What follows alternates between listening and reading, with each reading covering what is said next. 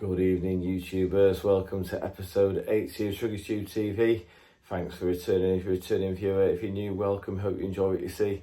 Thanks for all the comments. Absolutely brilliant. Loved reading every single one of them. Sorry I haven't replied as usual. You're probably sick of hearing me say this now. Anyway, I've had a great week at work. Got Bererac's engine on the Dyno running, and we managed to get hold of Bergerac as well. So a little bit about him.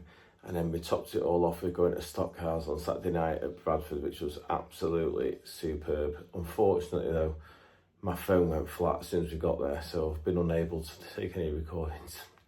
Anyway, you'll get the gist. So hope you enjoy what you see, and I look forward to seeing you all next Sunday at 7. Bye for now. Good evening, YouTubers. It's Monday afternoon. I haven't done any videoing today. I've been really busy on Mr. Bererac's engine, getting all the waterways drilled. So I thought we'd just, before we glue it all together, I'll do a quick talk about it, and then you've got an idea what we're up to this week. I'll just turn the camera around. Okay, so this is going to be the 1200cc engine for Simon, and he's quite happy for me to tell you all about it, which is cool. The block is not clean yet. It's got loads of cleaning to be done, but I've brake cleaned all the important bits and got all the threads clear and everything. So all that's ready to go. Since last time you saw this engine, I've marked it all out, and then I drilled it all so that the water can pass through the outside around where the liner sits. So the liner will sit in here on top of there. And I've also done the oil pressure ways. We've got our little spot faces in for the O-rings, so that the high pressure oil way that comes up the front of the block can pass right the way through to the cylinder head. And then this is the final spacer that goes on the very, very top. That doesn't go on straight away. What we're going to do is we're going to glue all this up, put it on with the new O-rings, put the liners in, and then clamp it all up, let it all cool and set overnight, and then I need to put this on with a ringer bolts on the outside and grey glue that as well. And then tomorrow, hopefully, we can take it all, unclamp it all, get it in the miller, on the borer. Well, there's a mill to come out of these to get to the finished bore size, so we'll bore them, hone them, get a dry build on, get an exact piston height so we know exactly where we're at and what we need to be to replicate the old engine, because the old engine works superbly with the piston height. So I know what the compression ratio was with the previous piston height. So we've not changed, just for those of you that aren't fully au fait with how the engine works. We're not actually changing anything with this new engine capacity wise. It's still going to be a 1200cc engine. It's just that because it's got a long connecting rod, we've moved the whole lot further up, and it's just to do with the dynamics and the angles and the side load and the way the piston passes over top of the center, which we have been through many times before, so I'm not going to bore you all now. But anyway, we'll get this whilst together, get some glue on it, let it all set, and then tomorrow I'll rejoin you when we're on the borer. Good morning, YouTubers. It's Tuesday late morning. Last night we got the block all glued together with the clamps on it, and this morning I've unclamped it all, cleaned off a bit of the glue, etc. And I've just bored him to 74 mil. So now we're at a size where this is one of the pistons.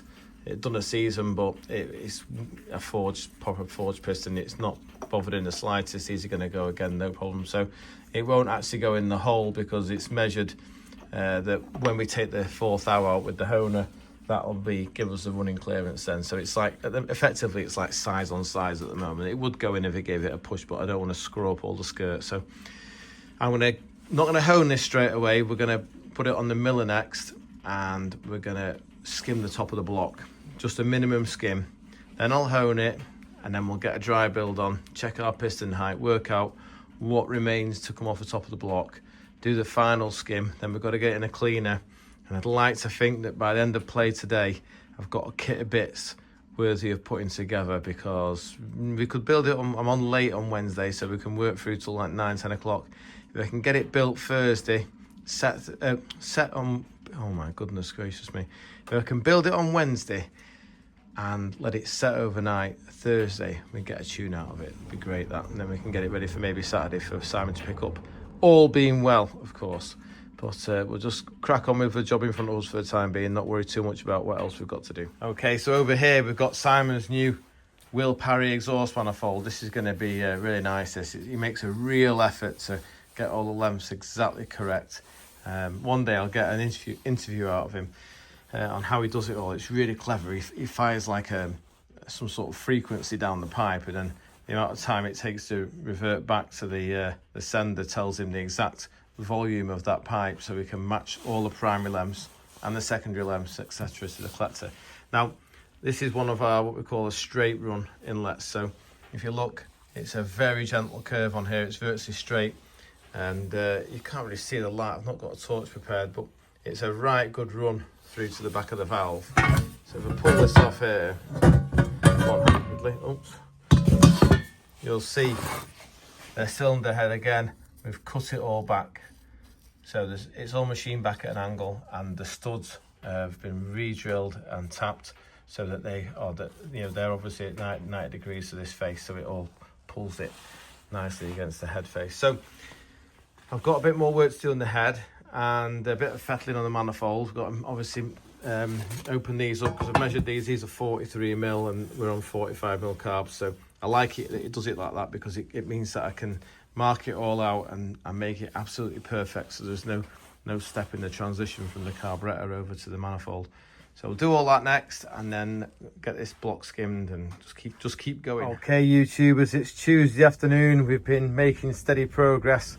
I'm kind of where I needed to be. I'm at the dry build stage, so nothing's clean, it's all filthy, but I just wanted to find out how much more machining I got to do. So I put the crankshaft in and one piston and rod, and I can see that I've got about another mil to hack off the top of the block before I get the pistons to where I want them to be. Interesting, I got the last year's block out. Now I thought, as I'd going about, we haven't had a capacity increase, probably thinking, well, this one's shorter than this one, so that is just purely to do with the rod length, to do with the dynamics of the engine. So it's got a longer rod this year. So both blocks are the same. They're both B1 sunbeam blocks. They're both dry lined with spacer plates, etc. I've literally just skimmed this until it started to touch in. Let's see if we can zoom in various areas, not everywhere. So I just very, very light skim, and I thought we'd get a piston height, and then we can go back on the miller and measure it and get the piston height. Absolutely crack on. Now, one thing that annoyed me about this engine last year, it was all fresh, and these pistons don't look bad, to be fair, but because they're such short slipper pistons, they don't half make a racket when it's cold, before they get a chance to expand. And I wanted to try and get away from that. I know it's a race engine, so it's not really of paramount importance, but I thought it'd be nicer to just get it half a foul closer, hopefully not at the detriment of any power. So I've just been putting the ball mic in. I set this to 0, so let's see, he says, yeah, so about halfway on the ball there, it was bang on 0. I've got this one here, and it's about half a foul tighter. So I'm going to have a sleep on that tonight, decide whether to make it the same as last year, like a tractor, where it performed beautifully, or go a little bit tighter, just so as it controls its slap, because it does sound clacky when it's cold. A lot of them do, but I just don't know if it's necessary to have all that clearance on such a short piston. We've got the temperature under control, everything else is okay, I'm happy with it. I desperately don't want to cock up what we've already got, but at the same time, if there's a chance of an improvement, I'd like to get it. So, yeah, the other thing I did, which I didn't mention, was I did a bit of machining yesterday, getting all these different plates machined up and level, so they'll all clean up nicely when we've got it in the acid bath and we've steam cleaned it all. It should look like a aesthetically pleasing engine, should we say. Anyway, I'm going to over and out, get myself home. Tomorrow we'll finish doing the machine work on this and hopefully get a dry build out of it and maybe start assembly. Good morning, YouTubers. It's Wednesday morning. I'm really excited. I'm about to use Big Bertha to top the top of this block off. If Kit from Down Under's watching, I just wanted to say to you, I've wiped all the slides down and put some fresh oil on them, because I know you maintain your machines meticulously, and I'm trying to be like you. So, yeah, there you go. I've got the Benoy tall, long-rodded block on here. I know where I need to be with my deck height. So I was going to do it on the miller, but I thought we'll use the Big Bertha because, apart from the fact I like using it, it's much faster because we've got this wheel spinning at whatever it's going at, 2000 RPM. And it absolutely, it's got loads of power in it, so we could just plough through this and get all the material off. Whereas when I'm on the miller with the fly cutter, because we've got dissimilar metals, we've got iron and alley, I have to go really slow to accommodate the iron so it doesn't ride above the material. You know, we need it to cut and not rub, that's what I'm trying to say. So I have to go really slow, so we would have lost the whole morning just chewing the material off the top of the block. So I thought, we'll get Big Bertha fired up and we'll use that to rip the material off. So Big Bertha, just so you know, Big Bertha lives next door in the unit, where all of Ace Retro treasure lives, and also where the Rodwell Motorsport Space Frame Imp lives as well on the ramp, which is soon to be going home. So we're going to crack on with that because I really want to get these cars done along with everything else that I want to do. Anyway, we'll just concentrate on what's in front of us, which is getting this block to the correct height, and then we can get it all in the pot wash and all clean for dinner and start doing a bit of a build this afternoon.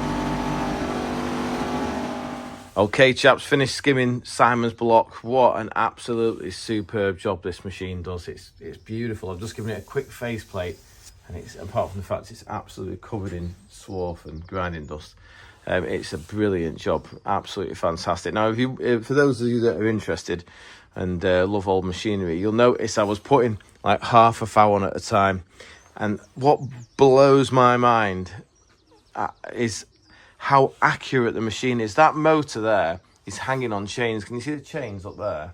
And them chains go round there. There's two rollers there with grease nipples on. Then there's big weights in the back, but there's two sets of weights. And the way it works is it's on like a push-pull system. So if I put half a thou on here, this comes down half a thou, and you see it start to spark again as it goes over the liners.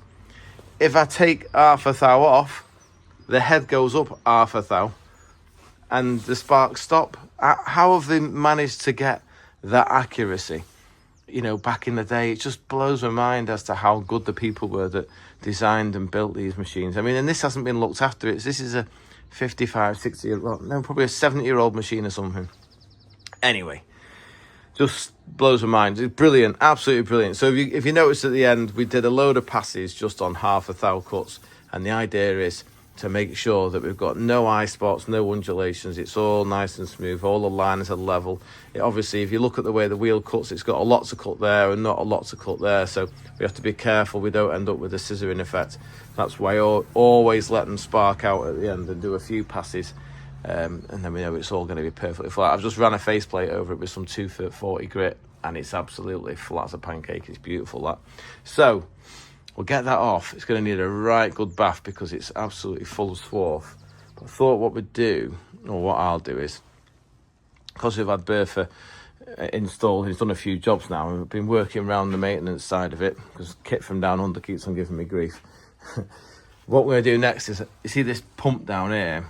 That pump is the auxiliary pump that does the hydraulics, and that operates the bed.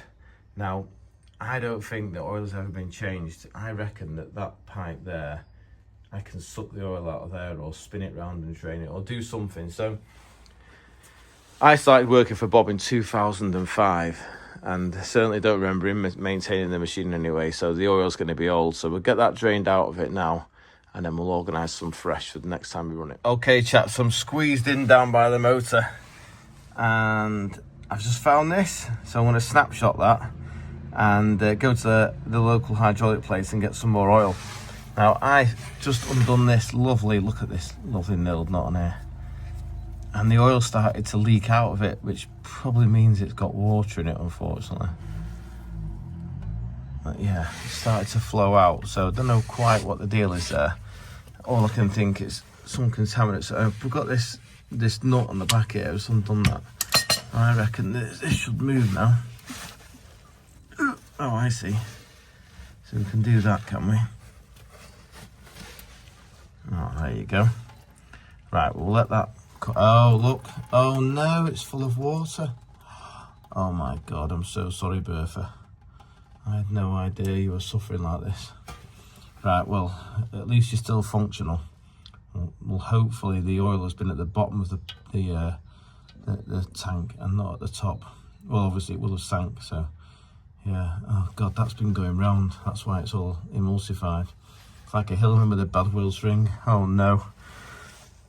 Okay, chaps, remember last week we rebuilt the 875 Curly Edge Mark 1 engine with the 930 pistons, and Dave, the bloke that owns it, it's in a Mark 1 imp. He's kept it with the auto choke and the pneumatic throttle, which is absolutely superb. Now, he did say it worked perfectly from cold. Now, last week we started it, but it didn't have enough ignition advancing, etc. So we're going to do it again today and see if the cold start system works as intended. I know it hasn't got an air filter on, but I reckon we'll get a true indication as to whether it works and idles and does all the things it should do. So I'm going to give it, I don't know, what do you think, 2 pumps, bit of fuel, just help it fire up.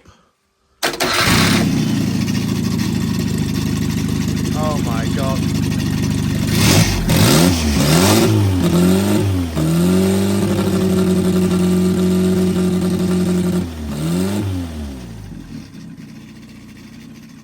Well, it's a bit fuely, but it does actually just start up and idle perfectly. Amazing. So Dave was right, it does all work. There wasn't a problem with it. Okay, YouTubers, we are off the big grinder. We're just on a final hone. I was going to talk to you for a second about the honing. Obviously, the honing on the cylinder bores is mega important. That's what gives us our cylinder seal, so we can get the most out of that expansion of gases, pushing the piston down and pushing the crankshaft around. So the beauty of these long linered engines, or spacer blocks engines, long rodded engines, is the liner finishes about here, so we're nowhere near the mains. So when I go in with the honing tool, normally they try and catch the mains, and it's really hard to get them parallel all the way down, because the honing tool can only go so far. The last inch of bore diameter shrinks down about half a thou, which doesn't really bother it because it's just piston skirt, there's no rings going down there, and there's no heat down there either, remember. But yeah, it's nice if you can get them parallel. So I thought, oh, these have worked out superbly. So I'm gonna be risky. It could all go wrong, but here's my bore mic, just on the final hone. So at the very top of the bore there, we should be about +4 thou. Oh, look at that. +4 in the middle of the bore. +4. Very bottom of the bore. Oh, that's not worked out quite right. Is it +3, 3.5, or 3 6/10? It's shrinking down. I've got to do that one a bit more. I got one perfect a minute ago. Can't believe that's just happened to me. Oh, that's weird. Maybe it's the temperature. These were all absolutely bob on a minute ago. That one's okay. Right, so what I'm trying to say basically is the bore's parallel, or it will be in a minute when I finish honing it. And then, yeah, we're going to get this in the bath, get it cleaned, and hopefully we can get a dry build on with it. Okay, YouTubers, quick update on the Benoy engine. Unfortunately, I haven't quite got to where I wanted to get to today. I was hoping to have the sump on. I'm not far off. We just need to put the timing cover on now that we've sorted the timing chain length and sorted out all of the stops, etc., so that it's all under control. I'm happy with all that now. That's all going to work an absolute treat.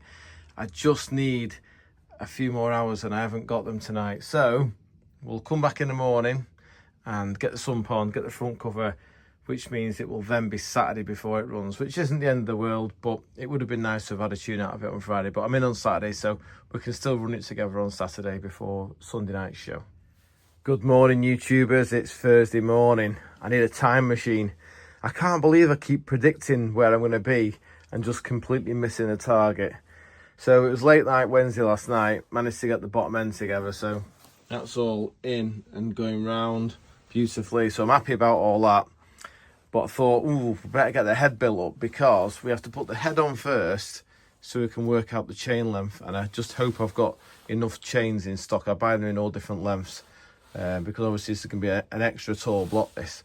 I think I've got some 92 link chains. I remember ordering them. So hopefully we'll have a chain that will fit and then we can get the thing together today. But I'm not going to rush it. It's ready when it's ready. We can't rush these things because that's when it all goes wrong. So I thought we'd talk for a second about the cylinder head and the cam carrier and the camshaft, etc. Now, obviously, if you've just been watching Shrigleytube recently, you'll have seen that for James, we managed to get the big lift cam into a special carrier on the big follower, but we did it all with a short spring and a short valve. Now, before I was able to do that, what we had to do was we had to do a special spacer that went between here and the cam cover to give us space inside. And then this carrier is roughly about 10 millimeters taller, and it uses a longer valve. This was all based on TRD stuff originally that Bob helped me out with when I was working for Bob, because that's when it was all done. It's been going around a long time, all this stuff. So this is a longer valve, and then we had one of Bob's special springs. That's the old set, that's the new set. I was hoping that there'd be it's like 10 thou shorter. That's it. These are the old springs here. Sorry, I should explain myself better. As a spring gets compressed over the season of racing, eventually it starts to shrink, and when they start to shrink, that's obviously a sign that they're getting a hard time. So as a matter of course, we just replace them with new ones every year, because it's one thing that does make me very nervous about a race engine. Valve spring, if it fails, it tends to just go down on a cylinder. But what can happen is the valve can get out of control of the camshaft, and then it can get hit by the piston. And because on the Hillman, it comes in at an angle, it's a wedge-shaped chamber, it breaks the head of the valve off, and then that tends to sort of like wreck the piston, the liner, the head, everything basically. So we do make every effort to stay away from valve spring failure by keeping on top of them and always replacing them. So these are the titanium caps that go on top. They're nice and light. So this valve gear gets a really easy time, in my opinion, you know, compared to like a pushrod engine where you've got to control the weight of a pushrod and a rocker and all the bits that go with it. And they're generally on a small size follower as well, so it's even harder for the camshaft when it lives inside the crankcase of the engine. But on an imp, because it's all overhead cam, the cam's only got the spring's only got to control the weight of a short valve, a titanium cap, and a nice lightweight bucket. So I use these. These are the shims from Kent cams that are for like a Vauxhall XE engine. They're little top hat shim, so they're lighter as well over the original shim. So just all it's about is keeping the reciprocating weight down so that we can control it. If you look at anything modern, you know, they're using titanium valves, and it's all effort, isn't it? It's all energy. You've got to compress that spring, and that takes a lot of energy. So if you can reduce the weight of the valve train and use a lighter fitted, clamping force, or not clamping force, a lighter preload on the spring, then and a lighter spring, then you're saving energy, which is obviously what we want. We want to have the engine as least losses as possible. So there you go. That's the head and the gear. I'm going to crack on now, get the head built up, and then we'll put it on the engine, and then we'll have a look if we can find a chain that's going to go around and make it all work correctly. And yeah, we're still hopefully going to get to a stage where we can get the sump on before the end of play today, because that means it can run Friday stroke Saturday. Yeah, we should be all right. There's still a lot to do though, and I'm not rushing it. Good morning, YouTubers. It's Friday morning. I'm in here with the 930. That's Benoy's engine there. I'm getting closer, but we're just not there yet. He's just needing some sump gluing on and just various bits, but I thought we'd better finish this engine first before we get the sump on that one, because as long as the sump's on before I go home tonight, that's fine. It can dry and run tomorrow. Now, this is, you remember from last week, this is David Oak's 930 that we ran. And I wanted to run it again because last time we just had a big pipe on the exhaust. I didn't have the correct exhaust. So I wanted to put the imp exhaust on to find out how the back pressure affected the way it ran. And I wanted to run it with an air filter as well, which is what he provided. So basically, when he puts it in his car, it's exactly as it'll be when it last ran on the dyno. So, as you just saw in the video, which I'll insert now,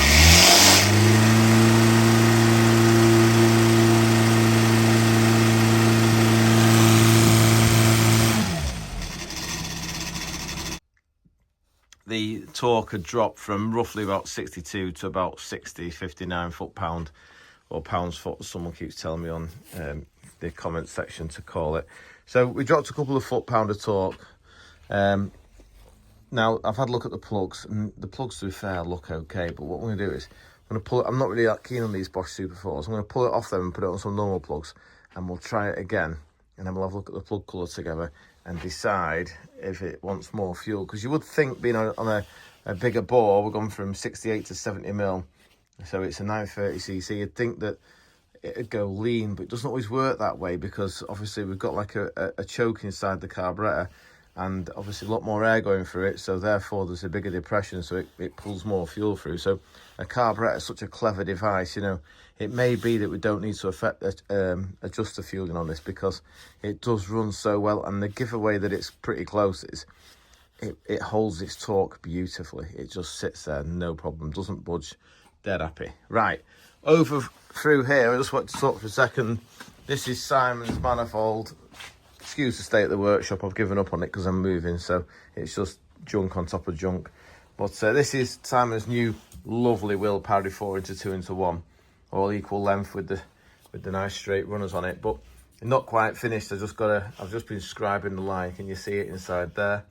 And what I'm going to do is I'm going to open it out with the hurdy-gurdy so that the carburetors match absolutely perfect. And then we've got to extend this pipe because Simon's got an across the back silencer. So want to run it with that exactly as it used to be. I can see that there's a racing car pulled up outside. Let's go and see. I think it's Bergerac. I've not seen him for a while. I keep getting mithered to get him on the YouTube, so.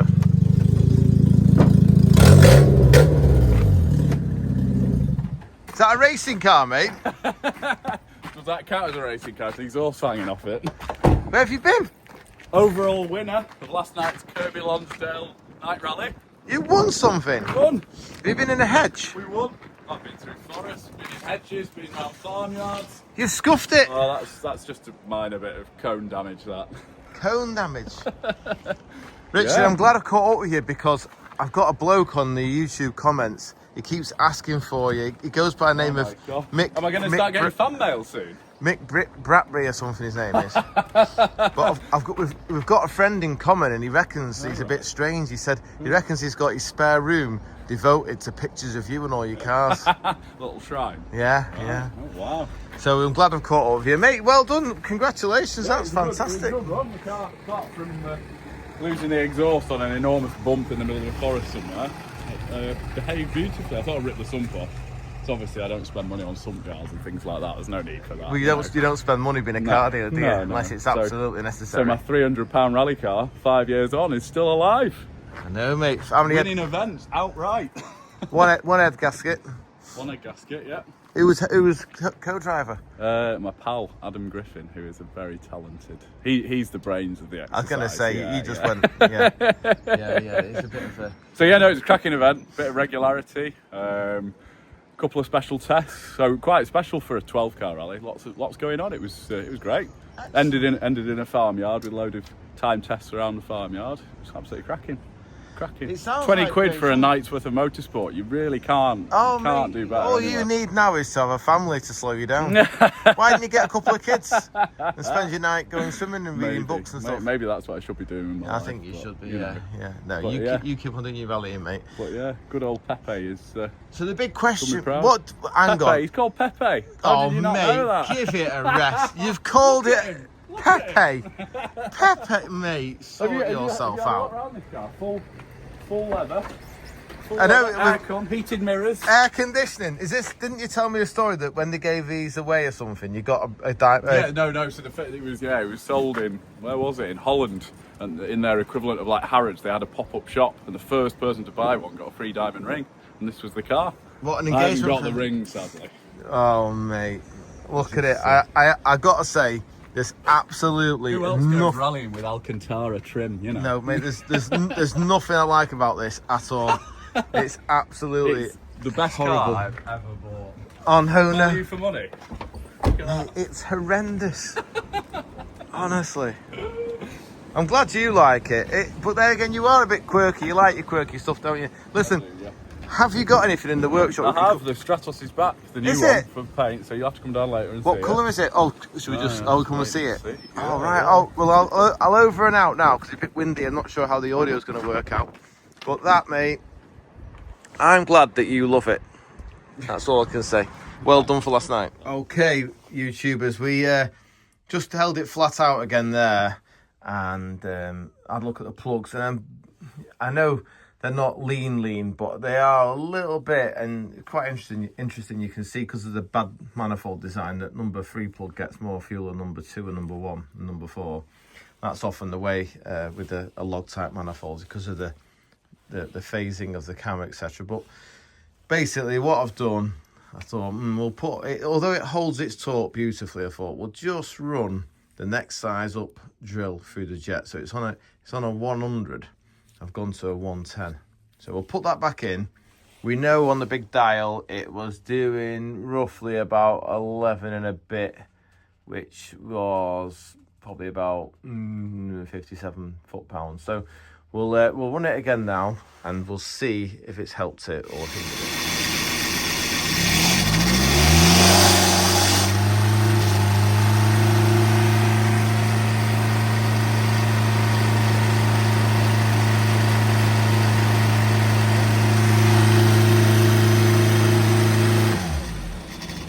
Right, okay, YouTubers, we'll call that a win. It's did a little bit better there. I don't know if you noticed, it was nearly pointing at 12, which is sort of 63. So I reckon we got a good 60 foot-pound of torque out of this little 930, which, bearing in mind, it's a 930 Mark 1 head, bigger sport valves, a little bit of work on the port.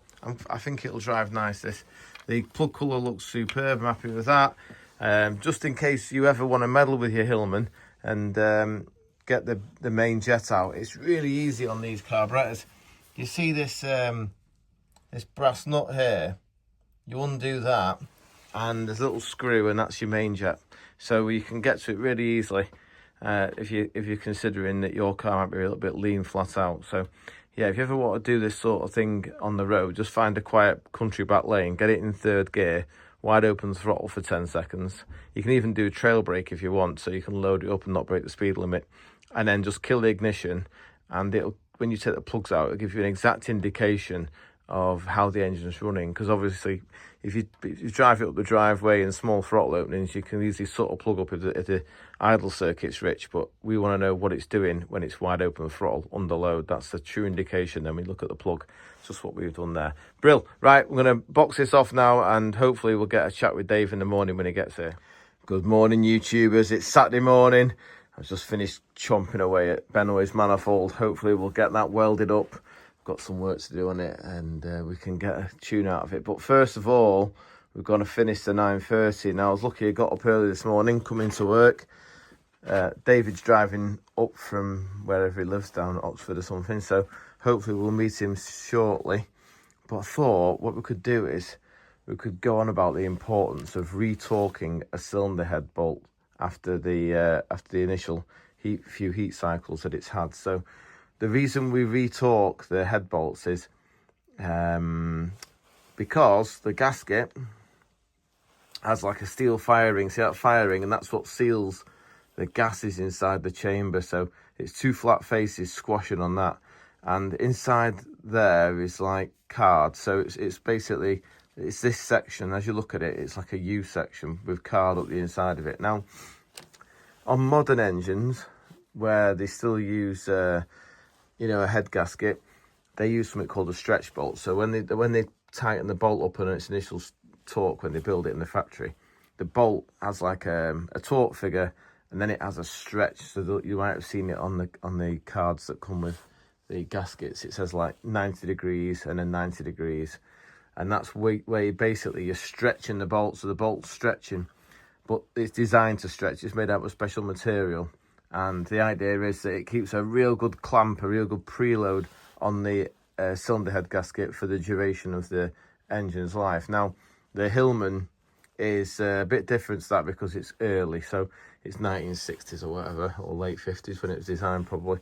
So the steel head bolt is it does stretch obviously, but at 40 foot-pound it isn't stretching very much. So what happens is, as the engine goes through its hot and cold heat cycles, if you look at the dissimilar metals, we've got aluminium from here to here and the steel. Now we know that aluminium has a much higher expansion rate than the steel. So every time the engine goes through a heat cycle, that their distance effectively grows through, well, we say on 100 degrees it's 3.5 thou per inch. So if we call that 2 inches, you've probably got maybe 6-7 thou of growth, and then it contracts again, and then the next time you go for a heat cycle it expands again, then it contracts again. So all these heat cycles are basically, something's got to give, because the bolt's steel and the aluminium's obviously hard. So what happens is the gasket gets squashed, and it basically, it settles, that's the word for it. So after a few heat cycles of expansion and contraction of the head casting, the gasket starts to settle. So I always chase the head bolts down after a few heat cycles, and then I like to do it after 1,000 miles as well. And then after 1,000 miles, you've pretty much took all of the elasticity out of the gasket, and it's hard against the block. There's nothing left. So you'll notice if you retorque your head twice on your imp, you probably get a lot longer out of your head gasket. They only last about 5 years, to be fair, whether it's due to corrosion and rot, or just lots of miles, or potentially overheating, or it's just a funny thing. I mean, some people make them last 20 years, don't get me wrong, but I think if you're using the car regularly, I think it's a good maintenance item to replace after sort of 5-6 years, just so that you can keep on top of any failures, Now, what I remember is, back in the day, these things, even a Mini or a Vauxhall, I don't know, Astra or whatever, they all let head gaskets. I remember the old overhead cam 1300 Astra engine, they'd do 80,000 miles, and the gasket, when they were card gaskets, they used to rot and fail, and the same with the XU engine in the Saxo and things like that. So it's not uncommon for a gasket to fail just through time, rather than necessarily the head getting hot or the block getting hot and becoming warped. They will just fail over time. Now, this little comment I've made here now is probably going to cause a bit of controversy, because I know some people in the imp club just like to torque them to like 45 foot-pound and then say, oh, I've never had a problem. But you may not have had a problem, but for me personally, I'd always insist, and I'd always advise anybody who's got an imp, do it as the book. I think it's 38 foot-pound in 5 foot-pound increments. So starting from the centre and working your way out in a spiral. Start at, say, 20 foot-pound, then 25, then 30, then 35, and then 38. And just creep up on it gently, because it's only very, very delicate, the engine. It's an aluminium flute lock, so you don't want to pull any threads out. So, and then always, retorque it, chase up that clearance, that gap that you'll get. What we'll do now is we'll take the cam cover off, and we'll get the special tool, the Grimes tool that goes under the cam carrier, and I'll show you how much the head moves. This one won't have moved much because it's not done very much at all on dyno, but we'll go through the motions anyway. Okay, YouTube, it's just had the cam cover off there to have a look inside. All looks very nice. Just giving the cam valve clearances a quick check, and they're all as I set them, so I'm happy about that. Now, this is a special tool that was made back in the day to basically get to the head bolts, which are underneath here, without taking the cam carrier off. So if you haven't got this tool, it's no big deal. Just take the cam carrier off, take your time, take the cam out first, take all the buckets out, and then place them on a piece of cardboard, all numbered, because if you try and take it all off as an assembly, quite often the followers and the shims fall out on the floor with the engine being on an angle, and you end up like, why have I just done that? Anyway, now you'd be looking, thinking that the real professional engineers, why has he not got a torque wrench? What's he up to here? And that's because, realistically, I did use a torque wrench to pull it down, but I'm just going to use my brain to retorque it. So I just want to give the bolt what it wants. Now, everyone's got a different idea about how to do this. Some people say you should back them all off through half a turn, then reapproach them and torque them. But for me personally, all I've ever done, I'm not saying it's the right way, but this is how I've done it, is I just put some pressure on it. From it started, from where it ended up, I haven't backed it off or anything. I'm just going to lean on it. Oh my God, it doesn't even want anything. Right, it hasn't settled enough yet for the gasket to want to pull down. Normally you get a bit of a movement out of it. I'll just, let me just try and, I'm a bit awkward here because I'm trying to hold the camera at the same time. I desperately want to get the movement on the camera though. Crikey, no, that doesn't want anything. Wow. There you go then. So that was a bit of a waste of time, wasn't it? But the engine's only done like maybe 2 hours running and probably 4 or 5 heat cycles. So I'm not too surprised, I suppose. Let's just try this one with my right hand. No, oh my goodness gracious me. Right, this hasn't worked out quite as I wanted it to work out, but normally when you lean on it with a bar this sort of length, what you'll get is just, I don't know, a fraction, maybe a 16th of a turn. You just feel them move. When they want to move, they move. But this obviously hasn't settled yet, so it hasn't moved. Now, what I suppose I could do is get a torque wrench, set it to 40 or 38, and just see if I get a bit of movement with that. Right, okay, I've got the torque wrench, I've set him to 40 foot-pound. Or 38, just a smidge under 40. Let's see if it'll make it a little bit further around with the torque wrench. Oh, there's no movement to be had. Right. Nope. It's not ready for its first pull down yet. It needs to do some more miles. So these are good gaskets. These, I like these gaskets, and I think it's obviously just needs some more heat cycles to go through. I'll ask David to retorque it after 1,000 miles, but I'm quite confident he'll get to that 1,000 miles without any head gasket settling issues whatsoever. Right, well that didn't quite work out to plan, did it? I'll try and get another engine at some point, maybe the one in the Husky, and we'll do a retorque, because it is a really, really important part of the Hillman's maintenance schedule. Now, one other thing I was going to say to you that I've just watched the video and realised I completely missed out. Obviously, these are the old school type gaskets, but modern engines, one of the reasons that they also get so much life out of them, like, you know, say for example, the engine in my Volkswagen Passat, probably done about 380,000 miles, and it's never been apart.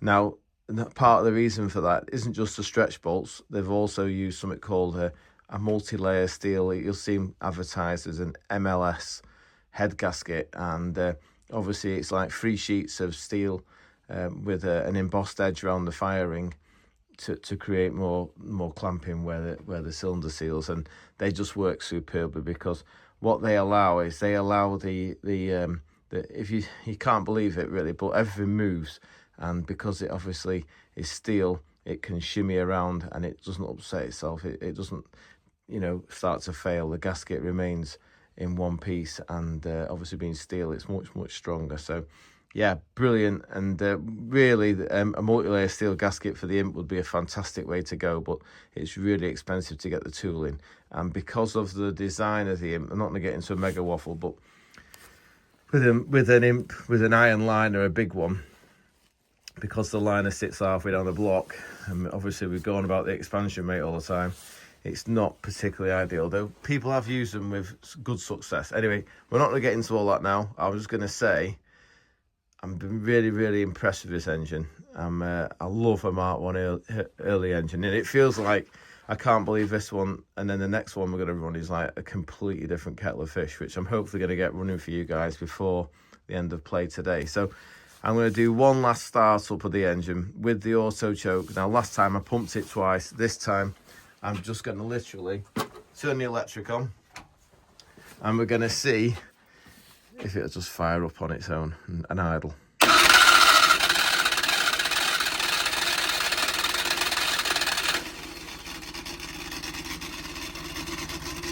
Look at that.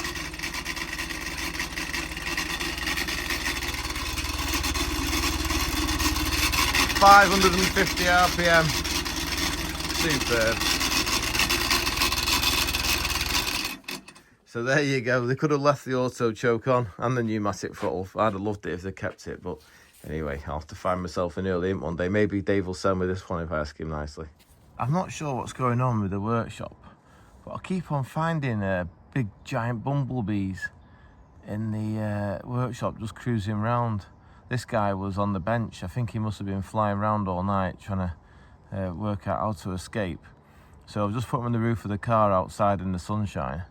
Hopefully he'll have a little drink, a bit of a mooch round, and when I come back out, hopefully he'll have flown off. So I think he just needs a rest. Been trapped in that horrible workshop all night, haven't you, mate? Okay, YouTubers, getting pretty excited. It's Saturday mid-morning. I've got David's 9:30 all ready for him to collect. So I've been doing some welding, not the best. Really sorry about that, Will. Just had to do some modifications to the exhaust system because it used to finish here. And this is Simon's last year's exhaust system. So if I hold that up, you can see it needs to finish in the same position so that when he gets it back to his house, he can just literally bolt his exhaust on it and load it on the trailer and go racing. So just to talk for a second about what's changed. Obviously we talked about the long rod before and all the rest of it. This is a 4:2:1 manifold. So it's got a primary length, a secondary length where the two primaries meet and go into a secondary, and then we've got the collector. Now this is what I did years ago, or paid someone else to do it, sorry, as a bit of a test. This is what we call a 4:1. So there's no secondaries. All the four pipes go into one big collector. And it's all to do with the way the pulses all come down the exhaust pipe. As it was explained to me, we've got to think of them as polo mints, each firing pulse of exhaust gases. So as it goes down the exhaust, we want them all to follow one after the other, nice and even. That's why the lengths are critical. So that we get the best backdraft for the scavenge on the camshaft, which is, we discussed that before, where the inlet valve and exhaust valve is left open. We're trying to get a real good backdraft so that we can, when we hold the inlet valve open and the exhaust at the same time, it scavenges all the old exhaust gases out of the engine. Some of the fresh air and fuel will go out the exhaust port as well, but that doesn't matter, it's a race engine. What we want is ready for the next, when it goes down, the next draw to be a real good draw, fresh inlet and air, so that air and fuel, sorry, so that we get a good bang. The doorbell's just gone, so I'm gonna have to go. Okay, David, thank you for agreeing to be on Shrigleytube. We've got your engine loaded in the back there. Before we get into the imp engine, I wanted to say what a fantastic choice of road car you've got there. As you can see, you've got a little friend for him over there. He's called Percy. But yeah, do you like your Passat, do you? I've had it since 21. Yeah. And it's the third one I've had. Never broke down? No. No. Awesome cars. Absolutely awesome. Also, almost as awesome as a Hillman. So you've got your engine all loaded up there. Any questions, just bell me. Tell me a bit about the car, Dave. Is it an early one, isn't it, Mark 1? The Imp? Yeah, it's 1963. It's very early. Is it? It's May 63. May 63, wow. And so it's one of the first ones that come off the production line. What colour is it? White. Oh, I've seen it, yeah. Yeah, it's it was one that came from Cornwall. Right. And the chap who owned it had it for a long time, actually. It was it was funny when I picked it up, because I picked it up when we were down at full English. Oh, right. So I went down with a sat in the trailer. Yeah. And then I went and picked it up and I took it back to the campsite. Yeah. And then when I got back to the campsite, because I've been telling everyone about Smart 1. Yeah. Dave Lane went round it and said, well, that's wrong. And that's wrong. That's not original. Oh, you've got to love the Imp Club, haven't you? You've got to love the Imp Club. Well, at least you've kept the correct curly edge block for it and not gone for a 930. I'm very pleased with your decision there. It's a lovely sweet thing. It had to be a curly edge block. Yeah. And it had to have the vacuum advance. You like that? Sorry, not vacuum advance. The pneumatic throttle. Yeah. Well, I look forward to seeing you with the car. I don't know when it'll be. Probably National weekend. Are you going to drive to National? Yeah, absolutely. Oh, superb. Right, David, I'm going to jump back in the workshop and get on with Mr. Benoit's engine because I'm itching to get a tune out of it. Thanks very much for talking to us, and we'll see you soon. Okay. Right, okay, that was obviously Dave picking his engine up at the door, so I'll try and get back into our little waffle about the Scavenge and how it works, etc. So all it's about is getting rid of all the old exhaust gases out of the chamber and the fresh air and fuel in, ready for the next bang. And if we can make that efficient, that's, you hear people say it comes on cam at 5 or 5,500 RPM. That is when these are like a tuned length. So that's when the Scavenge is working its best with the cam, and it's all working really, really well, and you're getting really good fill.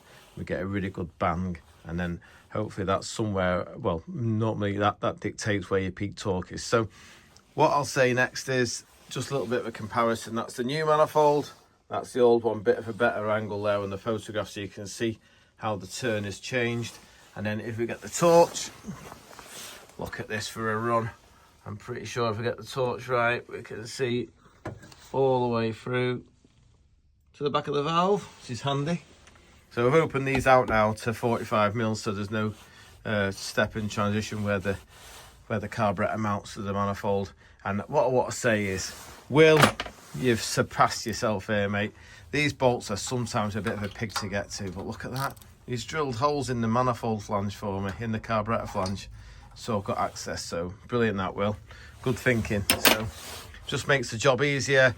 And then just to talk for 1 minute without getting massively over involved.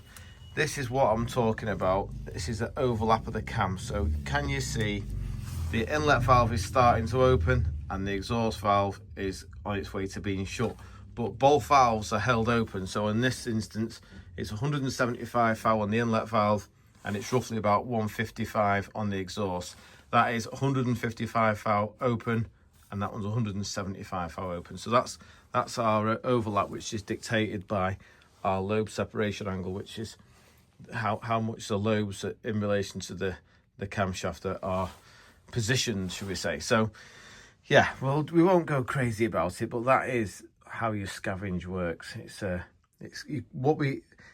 really hard to understand it, but when you think about how fast it's going, that's when it starts to make sense, if that makes sense. So it's the speed that means that we have to predict what's going to happen before it happens and then give it time to happen, much like advanced on ignition. Anyway, we're not going to go into all that now. We'll just keep it brief so not to fry anyone's brain, including my own. I'll get these carburetors on and then I'll join you on the dyno for a run shortly. Okay, YouTubers, it's the big moment. Now, we've got some visitors in the workshop. We've got this ugly critter here. Morning. And we've also got Archie. How you doing, Archie? Very well. Archie's a clan owner and he's come up here today to buy some bits. So yeah, it's all good. I'm going to hand the camera over to Archie. I said, what do you reckon the chances of it starting first turn? What did you say, Archie? I said 3 clicks because I'm used to slow battery power. What about you? Do you reckon First time, yeah. First I've got time. every trust. Bergerac's after some discount on his new engine. Right, let's give him some pumps. Should be enough, shouldn't it? Plenty of fuel. Are you ready? We've done the oil pressure already. Oh.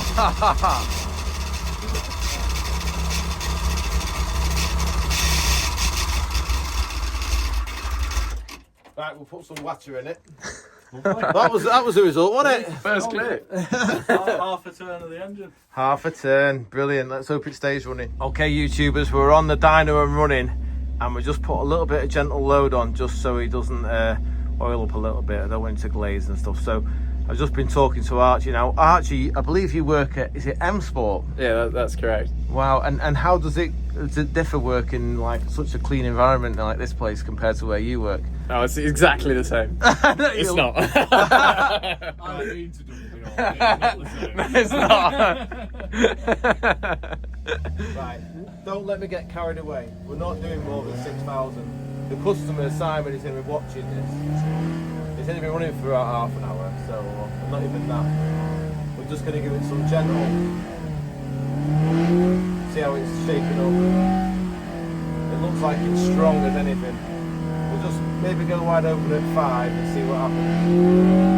Oh, look at that. Oh, it's going to be awesome, isn't it? Right, but don't let me be too horrible to it.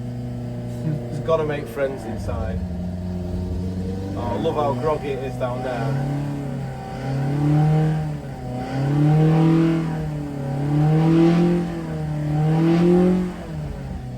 Right. I think what we'll do, guys, is we'll quit while we're ahead, go to Bradford, enjoy the stock cars, and I'll come in on Sunday night and do some more running it in. And then Monday we'll ring its neck, get Simon to come and collect it, and then we'll look forward to watching him at Donington in, I think, 2 weeks' time.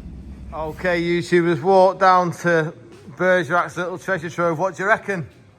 Looks new. Is what? Looks new. Looks new. It's new.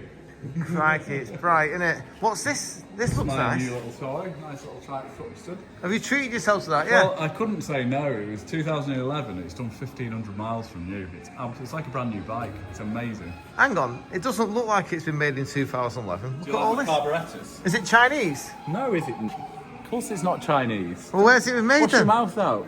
Is it been made in the It's a UK? Triumph. Is it been made in the UK? I'm not actually sure, to be honest with you, when they're produced. But It looks. they were made in Hinckley up until. I think this might be a Hinckley bit. I'm not sure. Lovely that. It's not as nice as my VFR 400. We're gonna. Hey, should But we do you go? like these carburetors that aren't carburetors? Are they pretend fuel Yeah, injection? yeah. Oh, I can see the injector wires there. Yeah. Novelty. I like it. What's that one there? Oh, vacuum. That's your map sensor, is it? Yeah, probably. Brilliant. Right, talk to me about this, Burge. What is it? Well, it's just the same as the last one, isn't it? It's green. Ah, Come back from the paint shop. Wow. The only difference is this one's left-hand drive. left-hand drive. Bergerac. Yeah, no, well, that'll go down well if someone wants to take it abroad. It broadens your sales market, doesn't it? No, this one's not for sale. This is mine. Yeah, you say that about everything that you own. I do like the floor. Is that stainless steel? Wow, No messing around there. that's good, isn't it? A bit This one's heavy. got drop floors because they're Oh, a bit more headroom. for long critters like yourself. Yeah. Very good. The last one like Gaz shocks. This is nitrons all round. And you're running a 24 valve plastic bag engine. Yep. Very good. Go well, won't Very it? good. Oh, you've got the instruction manual on the wall. Yep. So yeah, I'm looking forward to getting cracking. He's done a good job of painting, hasn't Yeah, he does do a good job. he? It's lovely and straight as well. Look at the line on that. You can't believe it's a kit car, can you? It's not really a kit car, is it? Specialist kit car. It's a bit of a disservice, really. Isn't Now, it? I know I go on about it every time. Are you going to put that window on a No. pivot? Are you going to put electric windows in it? No, why would I want to do that? Because it's just not correct. It's a rally car. It looks like it's fell off the hinges. That's all you need. Oh, mate. Right. We've still got work to do on you. Well, it's absolutely lovely, that, mate. Can't wait to see it in the full flesh. Yeah, a few months. What do you think? It looks a bit like your clan, this, isn't it, mate? Yeah, not similar. Yeah. I'd have the clan every day over it. Yeah, me too. The wheelbase is probably quite similar to a clan. Yeah. Just the clan would be a lot faster in the competition. Oh, You've been of course, yeah. having proper running gear. Well, you can't beat a clan, mate. Have you seen how strong they are? Exactly. They're mega. Skip on the roof of this. And then you get to buy.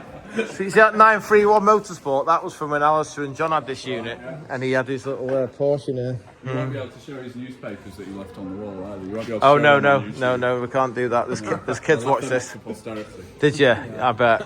Right, thanks Bergerac and young Archie, brilliant that. Thanks for holding the video earlier as well. I'm dreading seeing my face on the video. Okay, YouTubers, this is Bradford Stadium. This is what you work hard for all week. So you can come watch the stock cars on a Saturday night. They're all up there in the pits. Unfortunately, we got here too late to get in the pits, but we'll go and get our seat in the grandstand. Okay, YouTubers, we're at stock cars. Look who I found. Sir David Heel, wandering round in the pits. My dad, Sean. Yeah, we're ready for some stock cars, aren't we, boys?